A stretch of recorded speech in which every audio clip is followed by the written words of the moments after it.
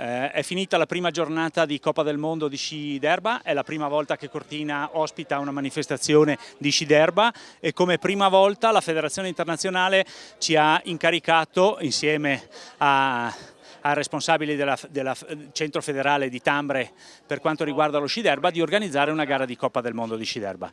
Credo che sia stata una buonissima prova, i risultati ci sono immediatamente, noi siamo stati più che soddisfatti per quello che siamo riusciti ad organizzare. È una nuovissima esperienza, però fortunatamente abbiamo un gruppo di volontari e il paese che ci sostiene e come ha sostenuto per la candidatura le Olimpiadi del 2026 e soprattutto quello che stiamo facendo, che è l'attività più importante, che sarà l'arrivo con i mondiali di sci alpino del 2021. 2021 è il fiore all'occhiello di Cortina perché finalmente portiamo sulle piste della Tofana degli atleti di livello mondiale e facciamo vedere quello che effettivamente siamo riusciti a fare. Tutto quello che nascerà e che sta crescendo è perché volutamente il governo e la regione ha sovvenzionato a livello economico.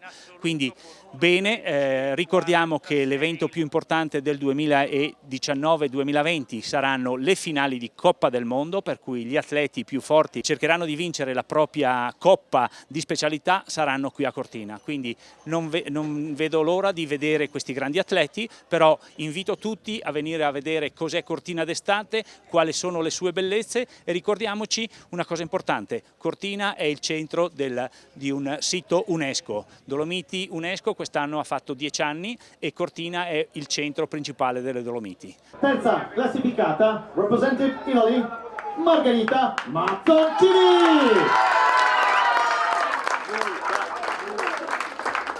Oggi è stata una bella gara, il mio secondo podio, è andata bene. Era il primo anno che correvamo su questa pista, la prima volta, io poi sono di Belluno, quindi abito qui vicino e sono contenta del mio risultato. Vincitore della prova di Coppa del Mondo a Cortina d'Ampezzo, the winner is representing Italy, Marco Dante Lorenzo Ritti.